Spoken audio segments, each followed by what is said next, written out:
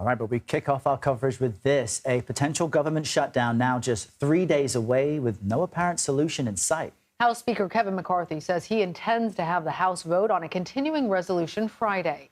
Border security has become an important sticking point. Senate Majority Leader Chuck Schumer says trying to come to an agreement on the issue now will only increase the likelihood of a shutdown after McCarthy earlier stressed the need for an agreement on the border. I've had conversations as early as this morning with Democratic senators. They want something on the border. They're working on it. And so I think there's an opportunity here. We know we have to keep the government funded.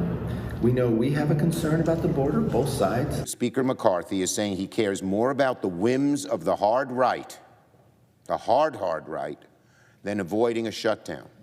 We cannot have that. We need bipartisanship. If he persists in partisanship, which he's doing now, by always looking over his hard right shoulder, he will create a shutdown. CBS News congressional correspondent Nikole Killion joins us now to explain what's really going on. Nikole, it just appears that we are on track for a shutdown here. Speaker McCarthy saying the House will consider its own continuing resolution tomorrow. What do we know about it, and what happens if it doesn't pass or does pass? Yeah, well, right.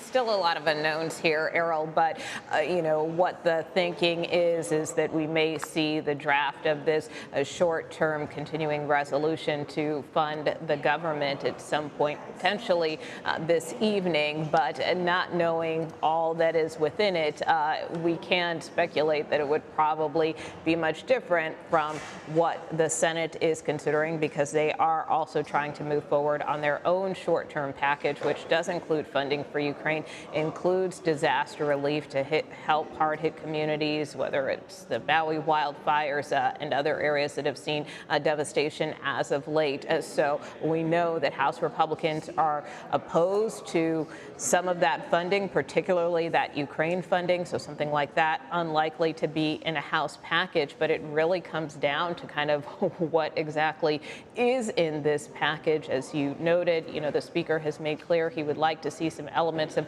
border security legislation included even in a short-term proposal. But as you also noted, that is unlikely to fly in the Senate, a point that we raised with the Speaker earlier this week. So really, both chambers continue to be at loggerheads, which does raise the prospect of a potential shutdown. Well, Nikole, President Biden is accusing Speaker McCarthy of putting his desire to keep the speakership over American interests.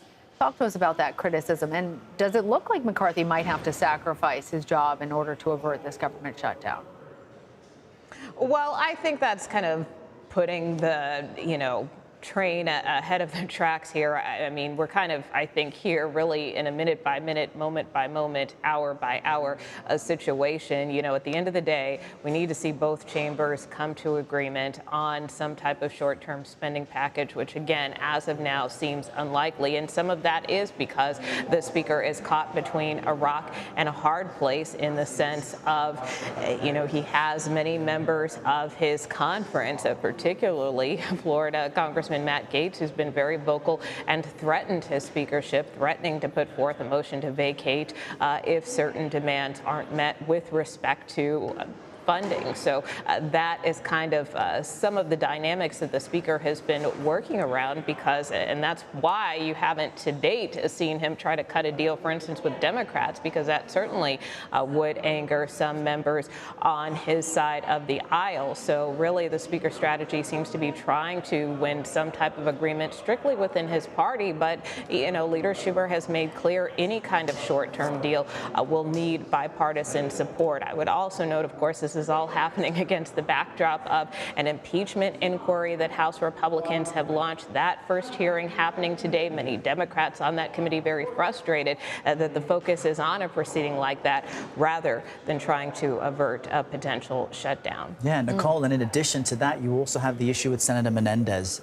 We know that he's expected to address his fellow Democratic senators behind closed doors today. Yesterday, Senator Schumer described the indictment against him as disappointing. He was disturbed by it. It's upsetting. Is this meeting likely to change anyone's mind about him stepping down, I wonder? Well, it's certainly possible. I mean, we already know that about 30 Senate Democrats have come out against Senator Menendez, many of whom are friends with him, but feel that he should step down, that it is in his best interest to focus now on this legal case before him. But we did hear very vociferously from the senator on Monday. I was there in Union City, where he said he really has no plans to go anywhere. He wants to continue his work here in Washington. I expect that could be a message that he likely reiterates to members, but whether or not it buys him any more support here on the Capitol remains to be seen. All right, a busy day. Nikole Killion, thanks so much.